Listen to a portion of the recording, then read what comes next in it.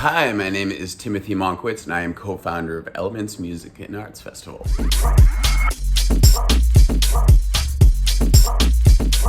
The festival started in 2017, and I would say the main thing that inspired it was the need to have, I think, a community arts and experience-driven music festival in the Northeast of the United States, because I think there really isn't anything that's a sizable festival here right now.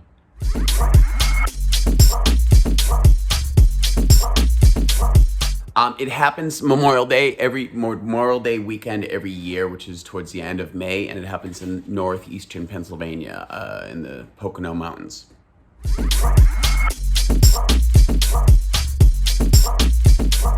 The site is a really amazing site, and I think it's one of the most special and unique things about our festival. It's actually located on a summer camp that has cabins and some other activities already built in, which is really nice. And I think the best part of it, though, is the diversity of the geography. There's a beautiful lake with a dock where we have our water stage and kind of like fun disco music during the day and like pirate ships and stuff. And then there's also woods, like a really beautiful pine forest with trees, and we have stages in there.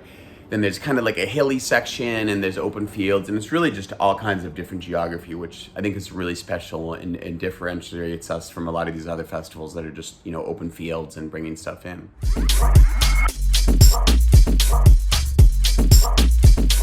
Well, our festival, the musical artists are really varied. Like part of it is that we're not trying to go after one genre. It's really going after all different kinds of music that is tasteful and inspirational to us.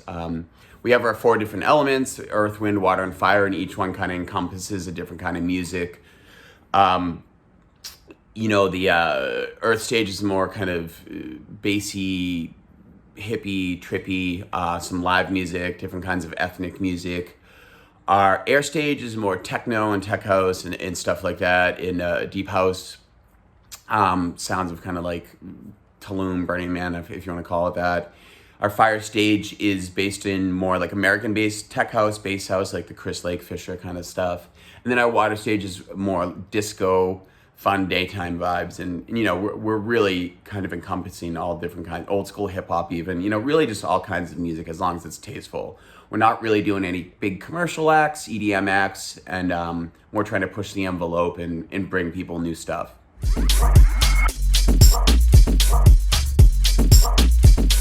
The first act I ever booked was, who was that?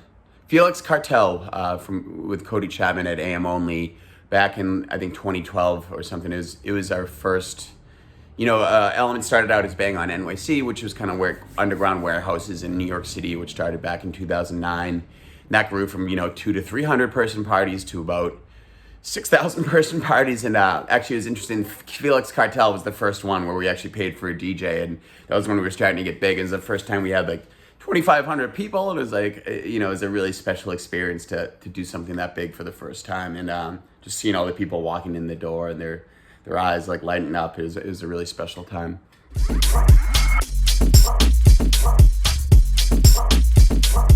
The most memorable set at any of my events, I would say, is definitely Macioplex at Elements in 2018. It was just, I've heard a lot of good sets, and I've heard him before, and I think he was just in a really good mood and enjoying it, and the crowd was just going nuts. And it's the last night of our festival, and just everybody at the festival, all my friends who helped me build the festival, and a lot of the people who were part of it all just happened to be in the same area in the crowd, not backstage. Like normally a lot of festival owners are backstage. We're actually in the crowd dancing, and we just happened to all be near each other in this crowd of like 1,500 people and seeing each other, and we're just all smiling, and just everybody was really enjoying it and feeling it. And I was just grateful for those moments.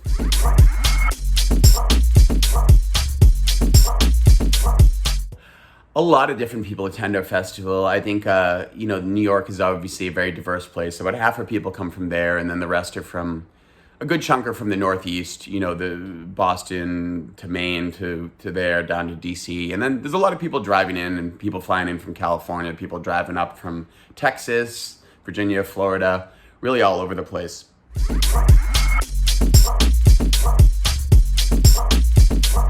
I would say we have some really funky, esoteric things about our festival. And I would say being based out of New York and Brooklyn is really special. Um, we consider ourselves more of a music, art, and kind of transformational, slightly transformational festival where it's really something special. Similar festivals, I would think, obviously Burning Man is cool. There's some other ones in the West Coast, like Lightning in a Bottle, there's Shambhala, there's Envision in Costa Rica. I think one thing that sets us apart from even those, which are really special, is that we come from a really New York-based, underground New York-based thing where we'll have some really more risky stuff and a sex party dome to some like crazy tattoo artist in a tree. Just we always go one level further with the unique, strange, funky stuff that you wouldn't expect. And we like to be bold, and we're not hiding this. And that's coming from Brooklyn and New York, where it's a really cool culture that we can bring that to a festival, which I think is special, to a camping festival outside of the city.